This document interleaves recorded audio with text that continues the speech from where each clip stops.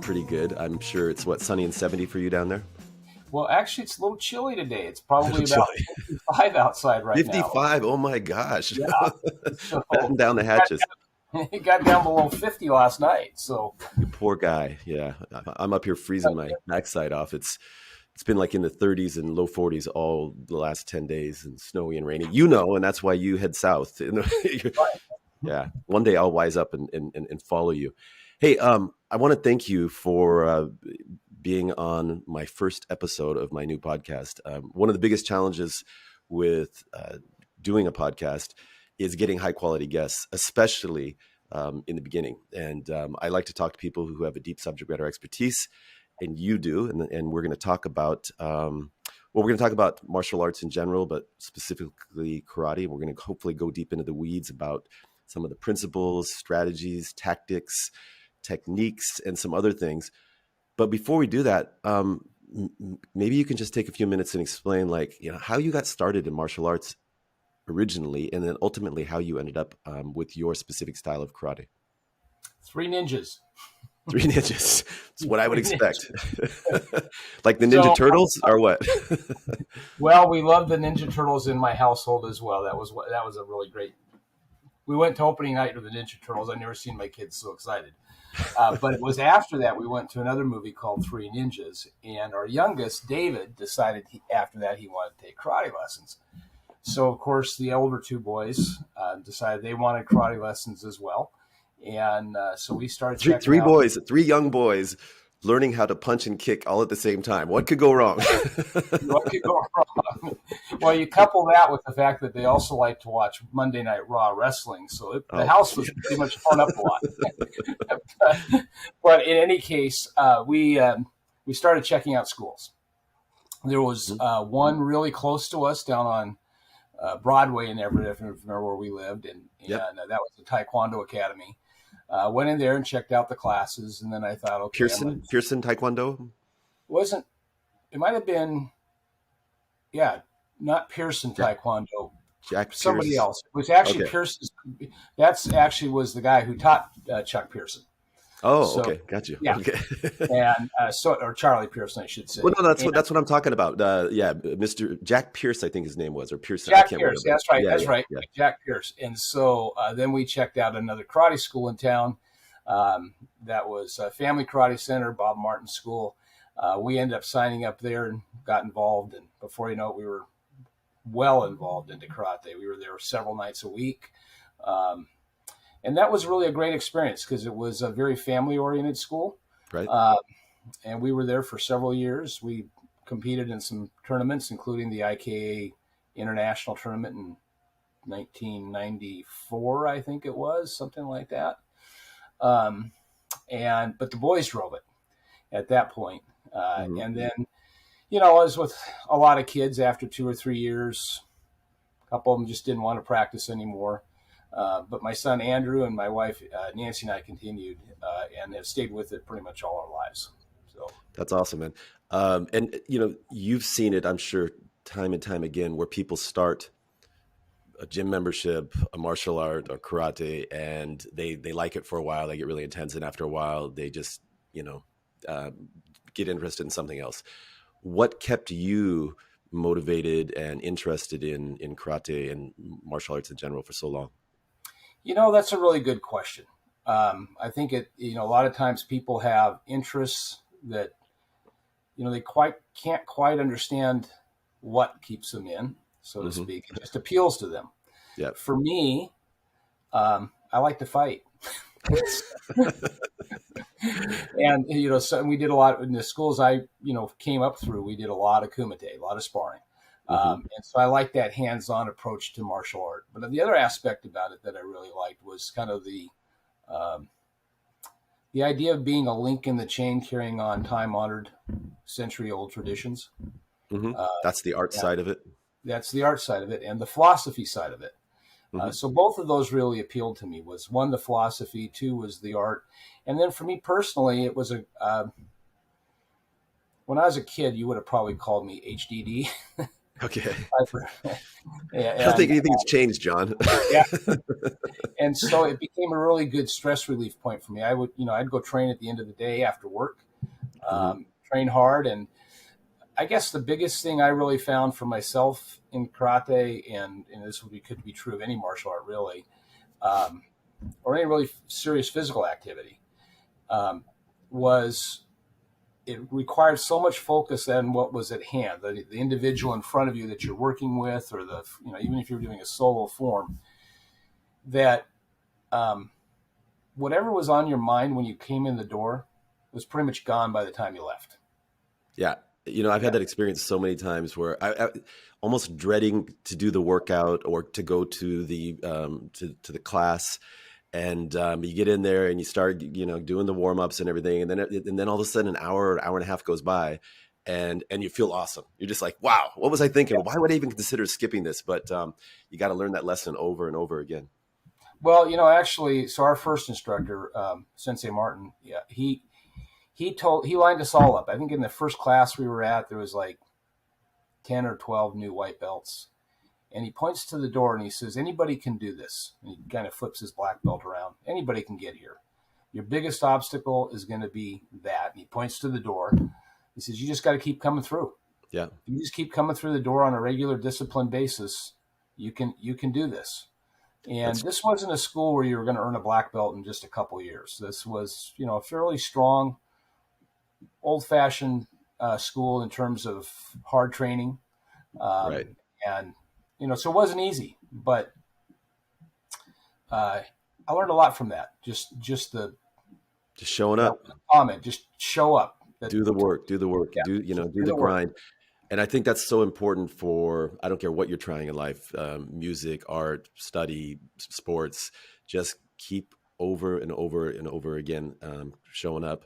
And I'm going to come back to that in a second, the importance of basics, because it really, I think that I originally had an impression of martial arts was like Bruce Lee flying back kicks and whatever, but the basics, and I don't care if it's martial arts, it's in every sport, are really the most important thing. And so if you just show up, you can kind of work on those. Let me ask because you've been doing this for many, many years. And I know that at some point you started to explore and look at other arts and other styles. Um, and, but you kept coming back and primarily focusing on Shito karate. What were the things that really appealed to you about that particular style of karate? Okay, so I love Shitaru is a great art, um, Okay. and I still practice Shitaru, Hmm. but it's kind of I don't want to say watered down, excuse me, a narrowed, more essentialist type version of it. Um, what I love about Shitaru is the combination of effective technique that you can develop and retain from it for primarily for self defense, and also the aesthetic emphasis placed on form and uh, keyhone or basics. The real emphasis on nailing down the basics, but that the art and what you're practicing should not just be effective; it should be aesthetically pleasing in the sense of it's clean. It's not Right. kind of a rough brawling style. It's just very, um, how would you put it? It's effective because it is so clean. Yeah, to me, it's kind of elegant, not Yes, flashy. that's it. That's actually it. Yeah, that's the word I was looking for. Glad to help you out, man. Yeah. I don't know where I pulled that one out of. So let's talk about some of the key principles of Shitoru. Uh, and again, I know that I want to come back to actually your evolution and how you kind of changed your practice a bit, because that's kind of controversial in terms of taking a traditional art and modifying or making modifications to it. But some of the key principles that I really like about karate, for example, the principle of my eye or distance. Can you talk a little bit about that?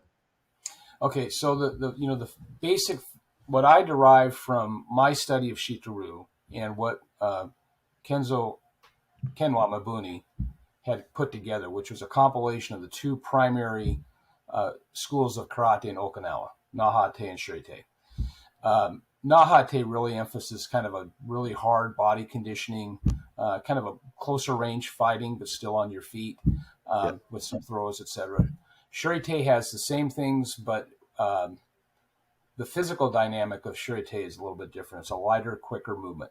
Hmm. Um, the primary fundamental strategy of Shito is to use distance control, evasive movement to evade an adversary and hopefully deflect an attack so that you can launch an effective counterattack.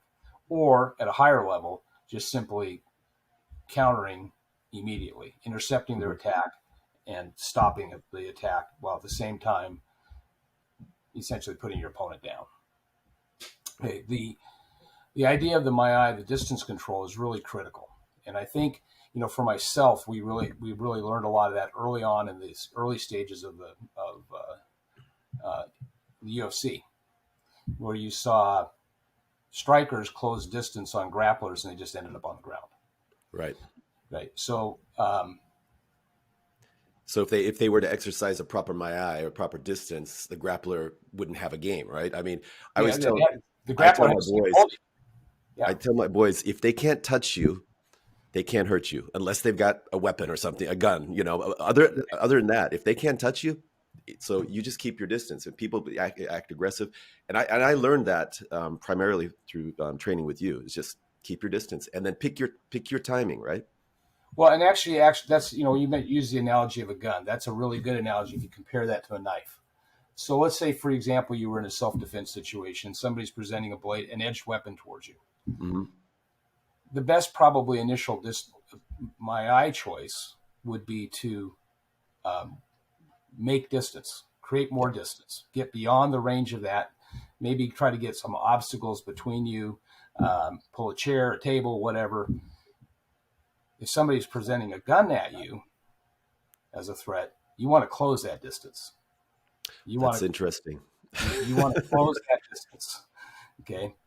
Because if somebody is beginning to present a weapon and you're trained for this, and it's a firearm, they have to, they've got to chamber around if one's not already chambered, but they got to get it up, they got to aim it, they got to pull the trigger.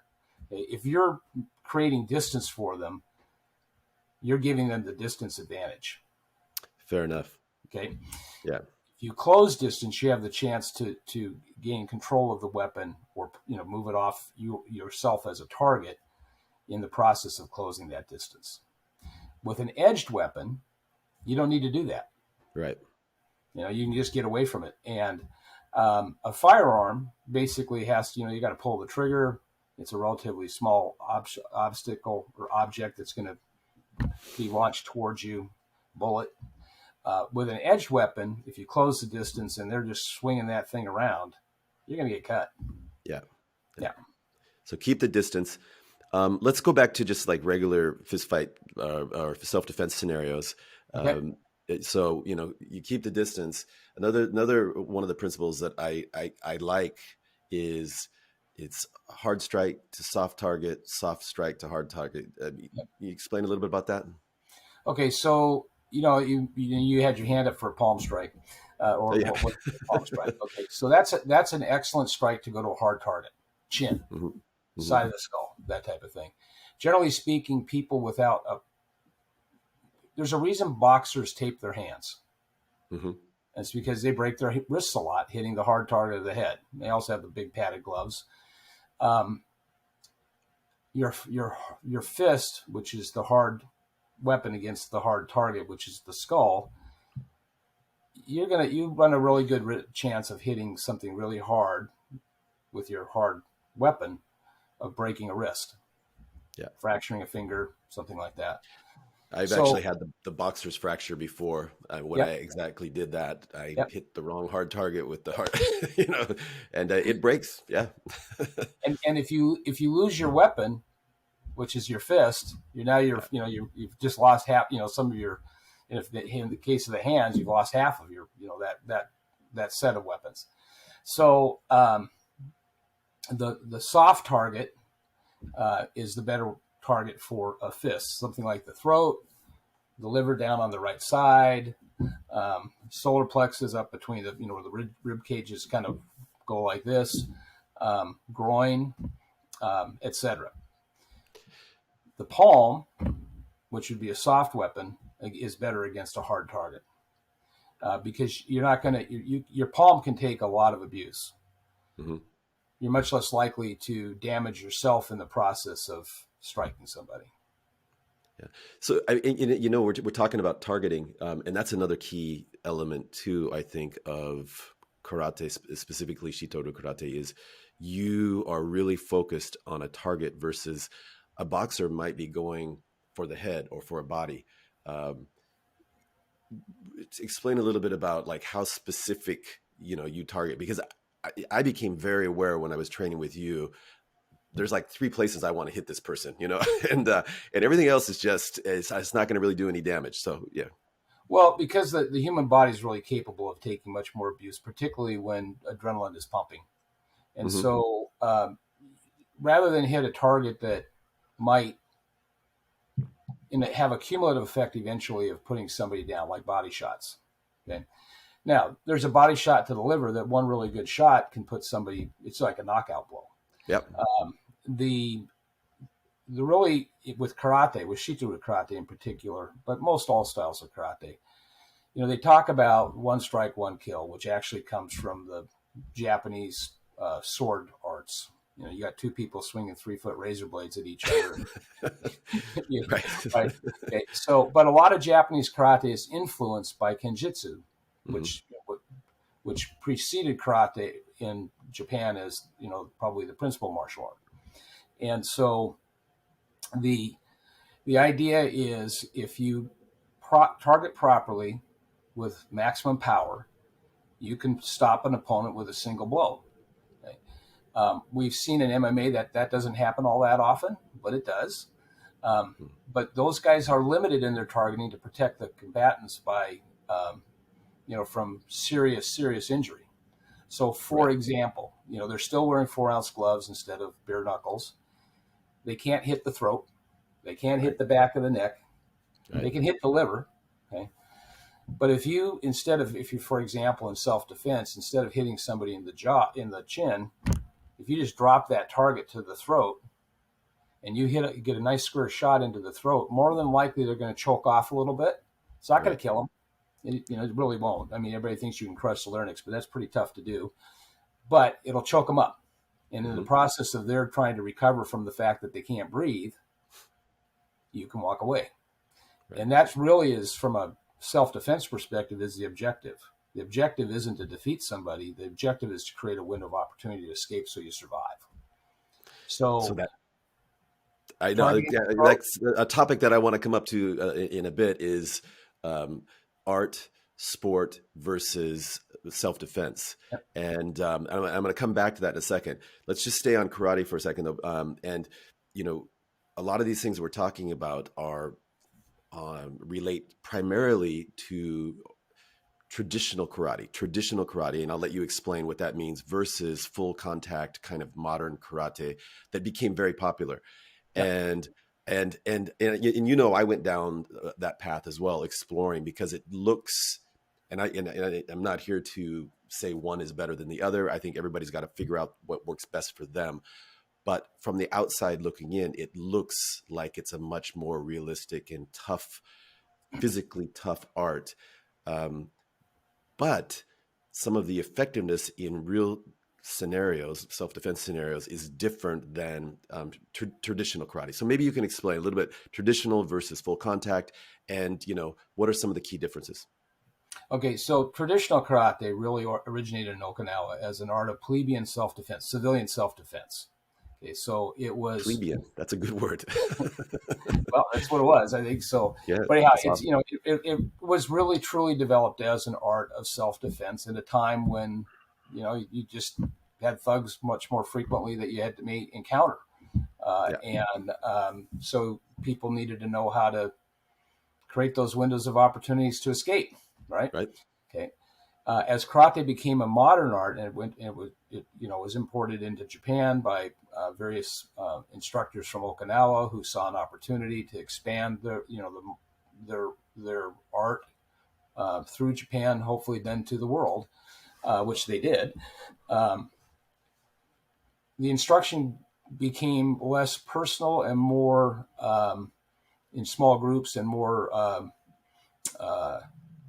academic in large groups. Okay. It was often taught in schools, Mm-hmm.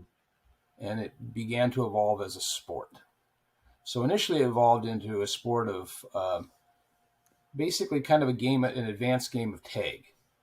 Yeah. So the idea was the techniques that would score would be those techniques that had they not been restrained in force and targeting would have been devastating and effective in self-defense. But they weren't full contact. They just, a lot of times people got rocked pretty good because it's a sport, Yeah. Dynamic movement. But it was basically an advanced game of tag, which is what it really exists as today as well in the, quote, traditional karate world, which really Mm-hmm. isn't traditional karate. But that's another subject, Okay. but in my opinion. But in any case, and then there was a movement where I think it started with Masayama, who originated Kyokushinkai. He saw that he thought, well, this is too soft. So he created Kyokushin, which was a full contact karate style. And when they say full contact in their sparring, their kumite, they would spar bare knuckle with full contact to the torso and the legs. You could make full contact to the head with a kick, but you couldn't punch to the head. So the distance changed dramatically. Now, Right. Kyokushin fighters became very, very, very tough people. I mean, they're just beating on each other all the time. And so, that toughens people, that hardens people. It creates both mental and physical calluses to pain.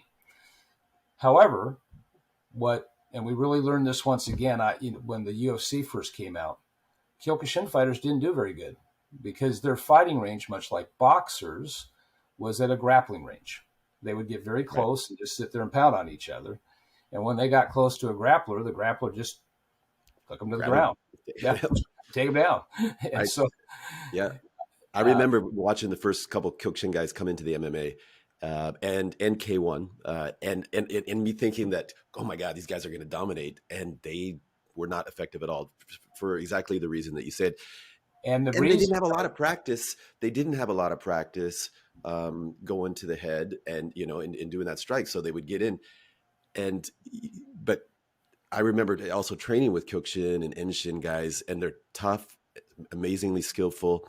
But when we would spar, they're right there, So if I wanted to hit him in the face, I could. Of course, you're not supposed to do that, but right. And so they get a kick to the head. You need a little bit of distance and tremendous flexibility. But a lot of times when people come into kicking distance to throw that kick to get it up, you can hit them in the head. Yeah. And with Kyokushin, you couldn't do that. So there was a hole, and every martial art has a hole somewhere. There's a hole that can be exploited. But coming back, we discussed earlier, my eye. That's another really good example. My eye is the Kyokushin fighters as opposed to the traditional fighters. The traditional fighters fight with a much longer, much greater distance. They launch their attacks from further out so that they are not within their adversary's striking range prior to the initiation of their attack. The Kyokushin fighters often were within range. Yeah. So that was really, I've learned a lot actually from watching particularly the early UFCs in terms of the holes in various fighting arts. Mm-hmm. And the strengths of those arts. And there's a lot to be taken from every art. But then eventually you got to figure out, how does this going to really work for me? And for every student, that's different. My wife is a very strong, martial artist. She's 5'1". She's not going to stand there and trade with somebody. Her objective in self-defense certainly wouldn't be to try to defeat somebody. It would be to try to get that window of opportunity to escape. But she, for example, she doesn't punch. I mean, she can punch. She uses palm strikes. She uses eye gouges. She'll bite you to get. And so The beauty, I think, of an art like Shito-ryu is there's so much in it that as an instructor, you can look at an individual student and say, okay, I'm not I'm not going to teach you the same thing I'm teaching. If it was Nancy, I wouldn't be teaching her or emphasizing the same techniques with her that I would emphasize with you, Hmm. for example, because the bigger you are, the more options you have. Right. But one of the things I used to use, one of the tools I used when I revised our curriculum was what I call the senpai senior, that's the senior student, Nancy rule. If it would work for her, it was in. If it Awesome. wasn't, it pretty much just kind of got backburnered technique wise. Because if it works for a petite little female, it's going to work for you and me. Yeah, no, it makes a lot of sense. I mean, eye gouge is an eye gouge, right? So it's like a Well, bite is a bite is a bite, you know. yeah, So and uh, nobody teaches eye gouging, or yeah. few of us do, because So that's so not allowed within the rules of any combative sport. And so so, let's go back to the whole evolution of a fighting art into kind of a mass physical fitness activity into a sport, and what are the effects, what have been the effects on karate? And I'm sure that the effects on karate parallel with the other martial arts, but they probably manifest in different ways. But from where you sit, what has changed in karate as it's evolved from its origins into a modern day sport? so what's evolved is that the vast majority of karate in the world today that I'm familiar with has evolved into a um, discipline of self development and a combative sport um, that has lost its efficacy as an art of self defense. By that, I mean typically because most schools of karate teach basics, they Hmm. teach what are called katas, which are shadow forms against imaginary opponents. And that's within those katas is where you will discover if you study them deeply that the techniques that are most effective for self-defense. And then they teach kumite, sparring, Hmm. which actually really doesn't have a lot of connection to the kata. So, for example, the roundhouse kick. I don't know of any kata that you'll find a roundhouse kick in. Yeah, where did that come from, man? Where did that roundhouse kick come from? I believe it came from French savate Wow. and was adopted by modern karate schools in their kumite. I believe that's where that came from. I'm not absolutely certain about that, but I'm pretty sure that's it. But in any case, so karate became what they call the three Ks: Kihon, Kata, and Kumite. Hmm. The Kumite is in quote traditional karate, Japanese karate can be very strong, um, can be very challenging, but it really is limited to three or four types of punches, two or three types of kicks, and some foot sweeps. Um, they've now added, the WKF has now added throws back into the mix, but they had them banned for a long time.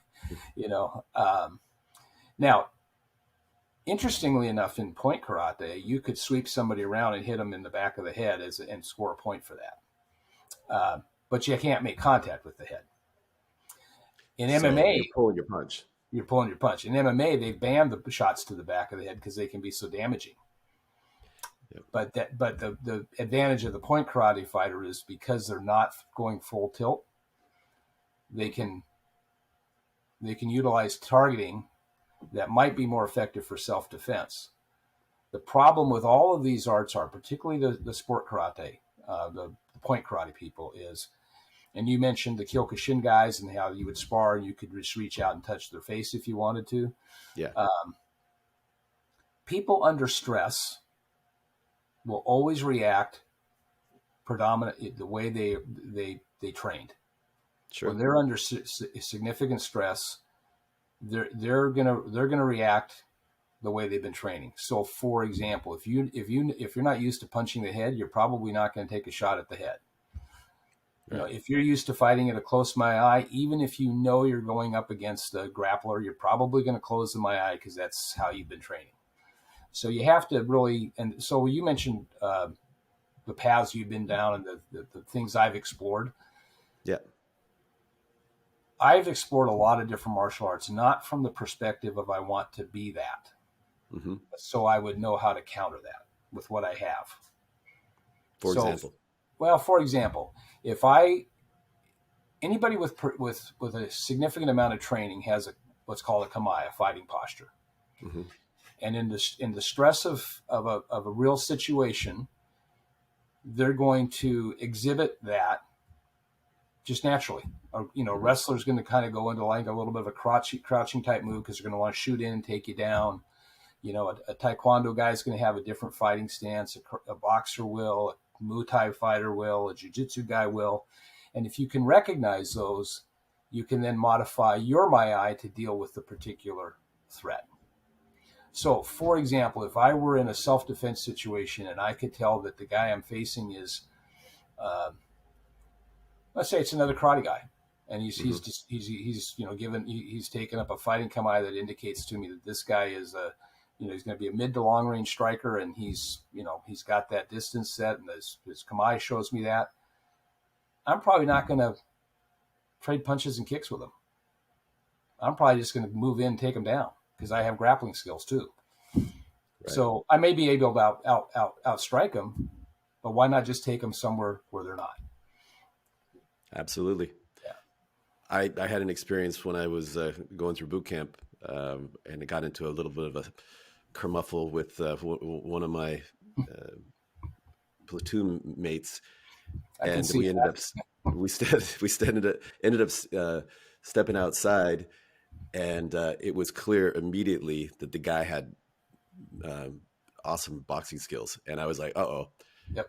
So I just grabbed him, and you're wearing those khakis or the camis, right? So and grab him, and he had no wrestling skills at all. It was like a fish out of water. And fortunately, I had a little bit of high school wrestling and knew kind of what I was doing. But it's amazing how if you take somebody out of their element, oftentimes, unless there are people like you, there's a lot of people like you that who cross train and get a familiarity with different scenarios and different sports. But if you can take a lot of people out of their kind of comfort zone, they don't know what to do. Yeah, that's right. And that's the I would often say just take them where they're not. I love that. Yeah. So so you talked a little bit about the evolution of karate from self defense into kind of a physical fitness activity with martial elements into a sport, and now we have MMA. And I mean, I think the MMA, that whole thing with the UFC and the other derivatives is amazing because it's like this real life experiment of what works best. And originally, I remember when you'd have like the Yeah. Taekwondo guy go against the Jiu-Jitsu guy going against the Kyokushin guy, whatever, right? And it was like really cool. Now, it looks like primarily most participants are much more well-rounded. Okay, but you still have people, for example, the Machitas, that focus primarily. I mean, their techniques are grounded in primarily in traditional karate. Do you think that MMA has a positive or negative effect on traditional karate, or the kind of the promotion or advancement of karate? I think it's had a definite impact, and I don't Hmm. want to call it negative um, because I don't think MMA is inherently negative. Uh, I do believe it, and also Brazilian Jiu Jitsu has had a huge impact on the viability of karate as a uh, predominant martial art in the United States.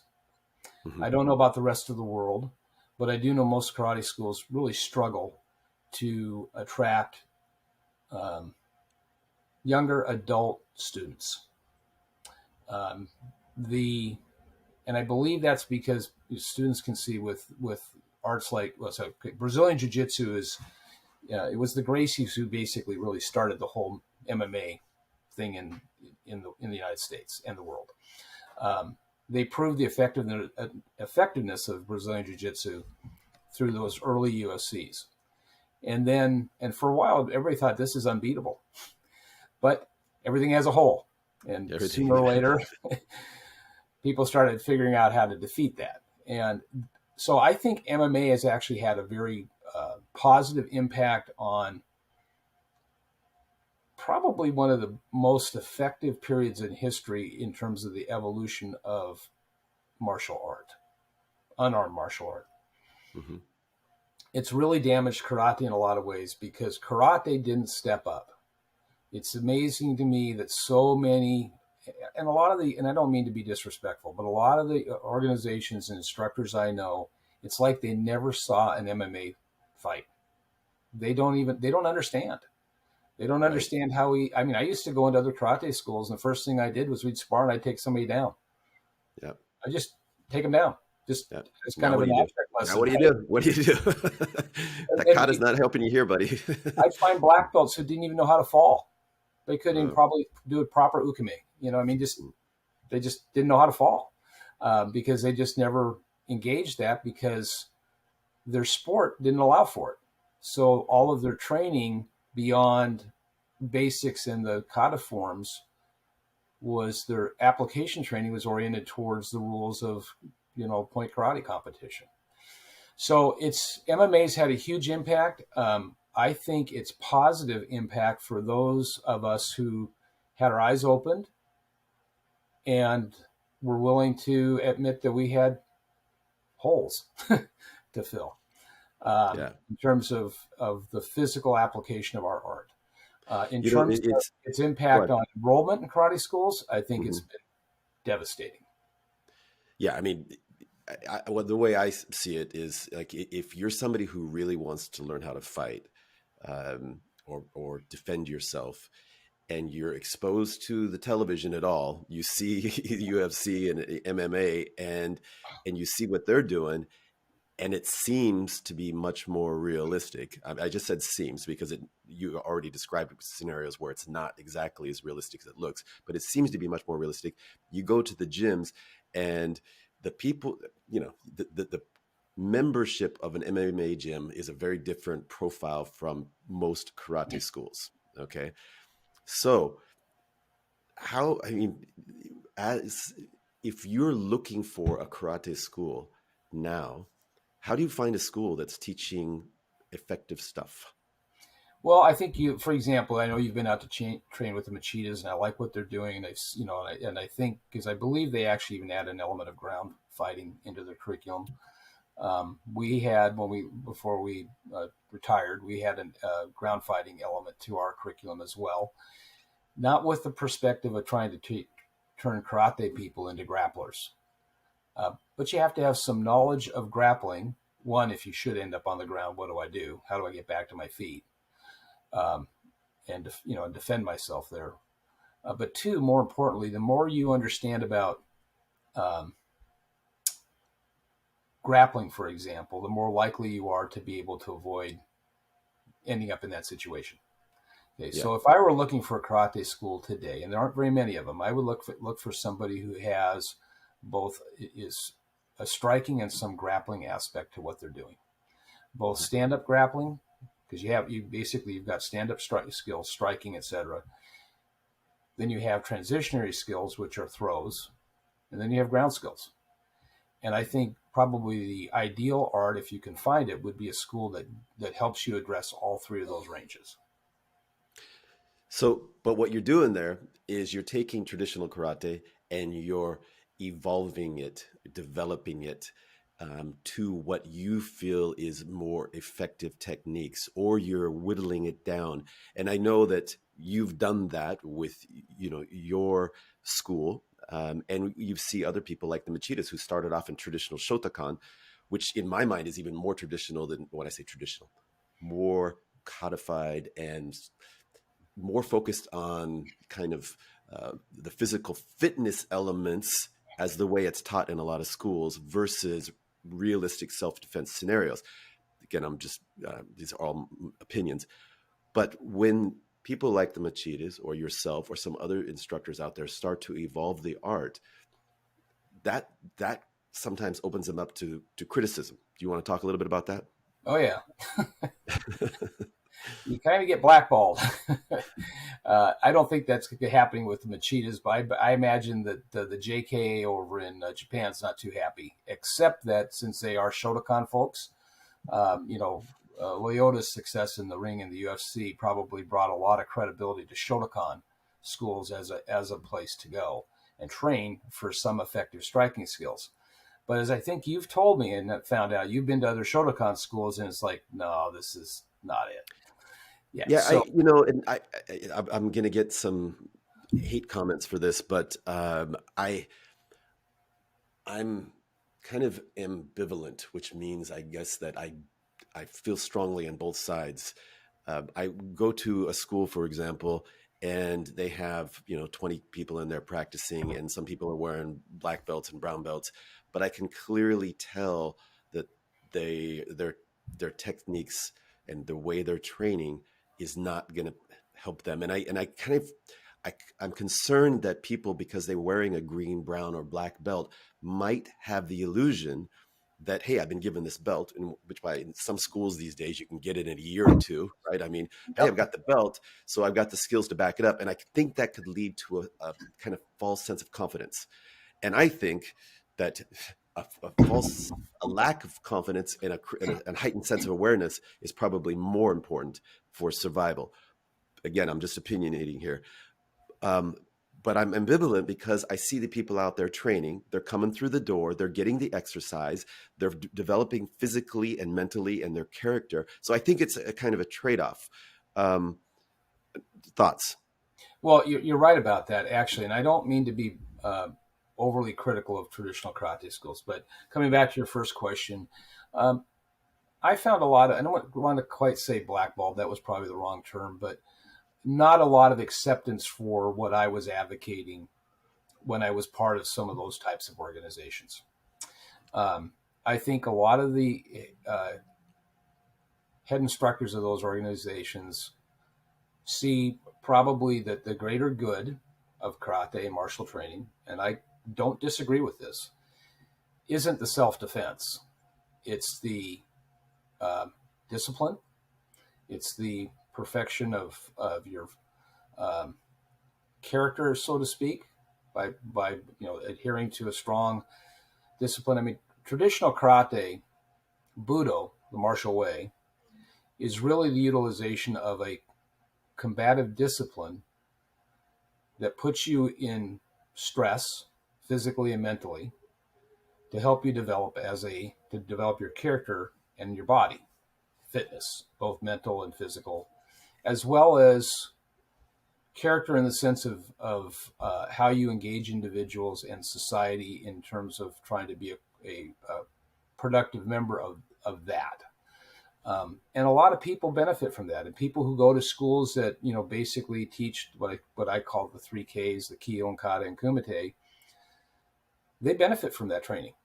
Mm-hmm. The only problem with it is most of those schools also tell you you're learning effective self-defense.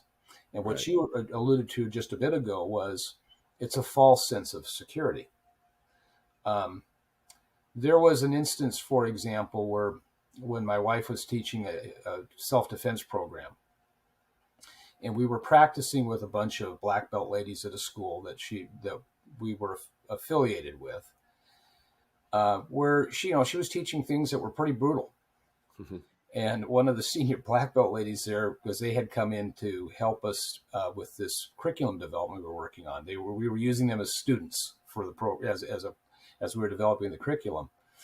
And this one lady says, you don't need to poke some guy's eye out to get away from him. All you have to do is hit him with a good reverse punch to the solar plexus, basically the stomach. Yeah. And I'm like, no. So I just stood there. I said, okay, hit me as hard as you possibly can, and it didn't work for her. Yeah. I said, okay, now imagine if instead of hitting me with a fist into the stomach, you had, used what's called a finger jab to the eyes. And you stuck me in the eyeball and I'm reacting to it and you're running away, and escaping. Yeah. And you've seen once again, the UFC, eye gouging is illegal in the UFC, but occasionally because fighters have their hands open, somebody gets a finger in their eye. And man, you can see how effective that is. It's like, ah. Yeah. And in that moment of, you have an opportunity to escape. Get out of the octagon. Get out of the octagon, or it's that if that's the objective is to escape or to survive the encounter, or if you just want to finish somebody off and you've jabbed a finger in their eyeball, and while they're reacting to that, you can do all sorts of things.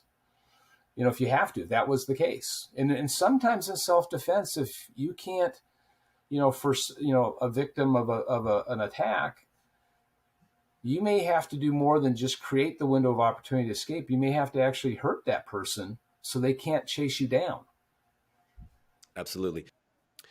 So that actually brings up another interesting thing that I learned in karate, was that you're talking about what happens when you get into a self-defense scenario, but a lot of it is also emphasizes just not getting into that scenario in the first place by being aware, right? Zanshin. And it's so funny because my wife and my kids, they always joke, like if they ever catch me, they're always like, "Oh, your Zanshin wasn't good," But whenever we go into a restaurant, for example, they know that I'm going to be sitting with the view to the door, right? I mean, it's just like this habit I have, right? So why don't you talk a little about the importance so that's of that? actually, and it's like, but Nancy, my wife, she really taught a great women's self-defense program. It was like over 12 weeks. I think it was 1 or 2 classes a week. I was the padded attacker for it. Was pretty successful. We had a lot of ladies who came through there. Almost all of them initially signed up because they thought they were going to learn some magic physical technique that would allow them to, escape, be safe. Right. The crane kick. So that's what they came for. And so, Nancy had a curriculum where she taught a limited number of techniques to a limited number of targets with repetition. And it started usually in the first class. I would stand there in my body armor with my legs spread, and the ladies would come up and kick me in the groin. Usually, because, if you haven't fought or something, if you don't have that in your background, it's just, the kicks were it's weird to hit somebody.